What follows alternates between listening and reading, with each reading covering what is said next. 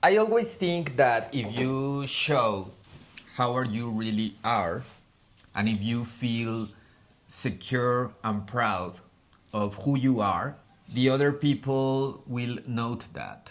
Yes. And they will accept it.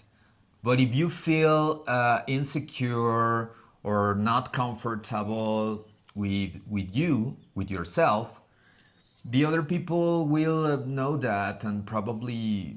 Yes. No, not yes. It will reflect in your environment. And I think I never heard that story before. That's the first time. Yeah. Before we were only joking about women's and girls' clothes. Wait, I was wrong. Yeah.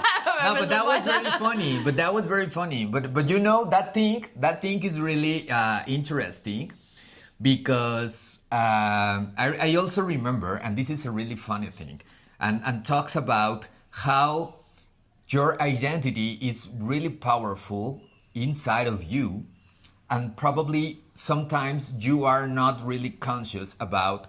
I remember when before my transition, I had a lot of nightmares, a lot of nightmares. And in all my dreams, I was only, I always be like feeling guilty or being damaged or punished, or it was bad dreams. And after my transition, after Audrey Was born. after Audrey was born, all my dreams are really happy and sweet. Ah, that's beautiful. Yeah, I mean, you basically caged yourself before, right? You put yourself in this little cage for no one to see, and she was just locked inside there, and she actually wanted to come out, but you didn't let her because you were scared. And I was feeling guilty all the time, of course, because for me, that was bad.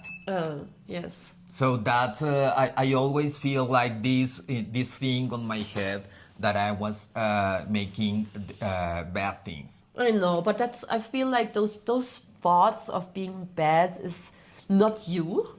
I feel like it's just like the society and the conditioning of what's good and bad, right? Because even in my family, I remember that a man in women's clothes was seen as bad. Like, I remember a story of one of my family members, one of my mom's sisters. She had a husband, and she discovered that this husband would wear her clothes. And everyone was like in super shock, right? No, how can he do this? How can he treat her like this? Like, well, actually, he's just being himself, right?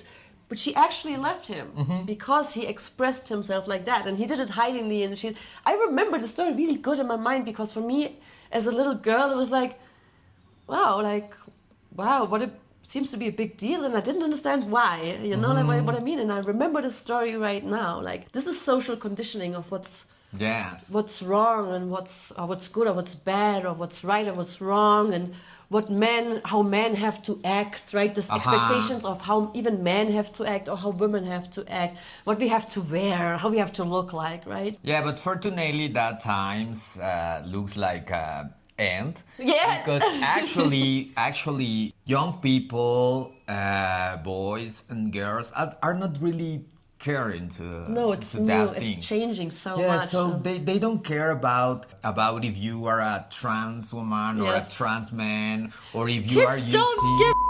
They don't care. I even talked to my daughter about this morning. The only thing I asked her, what question would you ask her? She's like, I only want to know how she feels. I'm like, you are so sweet. Yeah, that's so sweet. Right? Yeah, like, totally. I want to know how she feels. I'm like, okay, I can ask her how she feels. Yes, they don't care about anything of this, fortunately. And it's just about the parents, how they raise them, right? Yes, because, for example, actually, we can see in the US, there's, because of Trump, they make a lot of things against like the trans women and for all the people of the LGBT community.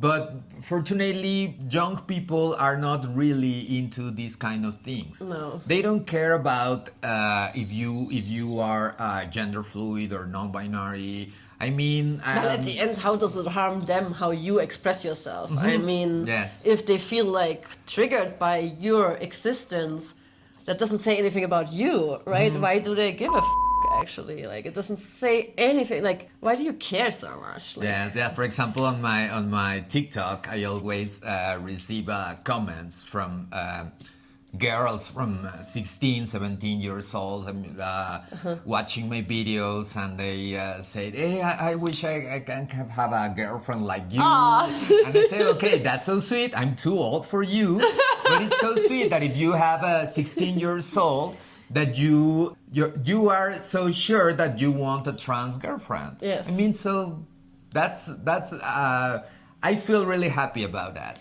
you get more beautiful comments on your social accounts. Than, Yes, totally. Yeah, you're not getting a lot of hate. No.